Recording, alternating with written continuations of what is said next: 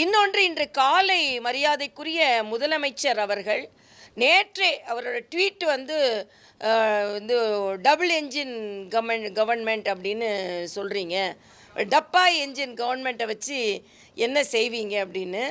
Double engine government மட்டும் இல்லை, triple engine கவர்மெண்ட்டாக பல மாநிலங்களில் அதிகாரப்பூர்வமாக ஆட்சிக்கு வந்த பின்பும், மாநிலத்தில் ஆட்சிக்கு வந்த பின்பு மாநகராட்சியிலையும் தேசிய ஜனநாயக கூட்டணிக்கு வெற்றியை தந்து ட்ரிபிள் என்ஜின் கவர்மெண்ட்டாக பாரதிய ஜனதா கட்சி எந்த கட்சியோடு கூட்டணி வைக்கிறதோ அந்த கட்சிகளோடு இணைந்து ட்ரிபிள் இன்ஜின் கவர்மெண்ட்டாக நாங்கள் போய்கொண்டிருக்கிறோம். நாங்கள் நீங்கள் ட்ரபிள் இன்ஜின் கவர்மெண்ட்டாக போய்கொண்டிருக்கிறீர்கள் என்பதை தான் நான் இங்கே தெரிவித்துக் கொள்கிறேன்.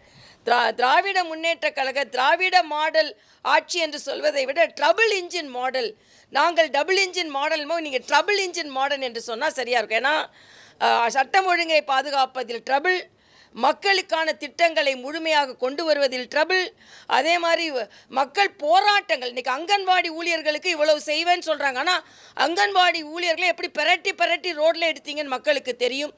செவிலியர்கள் இன்னும் போராடி கொண்டிருக்கிறார்கள், மருத்துவர்கள் இன்னும் போராடி கொண்டிருக்கிறார்கள், துப்புரவு தொழிலாளர்கள் இன்னும் போராடி கொண்டிருக்கிறார்கள். ஆக எல்லாருமே, சத்துணவு பணியாளர்கள் போராடி கொண்டிருக்கிறார்கள். அரசாங்க ஊழியர்களுக்கு நீங்கள் 20 வருஷமாக காத்திருந்ததை கொடுத்தோன்றாங்க. எதை கொடுத்தோன்னு அரசாங்க ஊழியர்களுக்கே ஒரு முழுமையான ஒரு தன்மை இல்லை. அவர்கள் தொழிற்சங்கத்தை விட ஒரு சில பேர் அதை ஒத்துக்கொள்கிறார்கள், ஒரு சில பேர் ஒத்துக்கொள்ளவில்லை.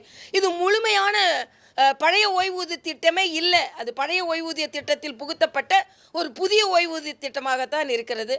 அது மட்டும் இல்லை, தொடர்ந்து மத்திய அரசு புறக்கணிக்கிறது. நாங்கள் போராடித்தான் இதை பெற்றுக்கொள்கிறோம் என்று மறுபடியும் முதலமைச்சர் சொல்லி கொண்டிருக்கிறார். ஆனால் நேற்றைய தினம் மரியாதைக்குரிய பாரத பிரதமர் மிக தெளிவாக சொன்னார், 11 to 14 லட்சம் கோடி நாங்கள் அடிப்படை கட்டமைப்பிற்கு கொடுத்திருக்கிறோம். திட்டங்களுக்கு 3 லட்சம் கோடி கொடுக்கப்பட்டிருக்கிறது.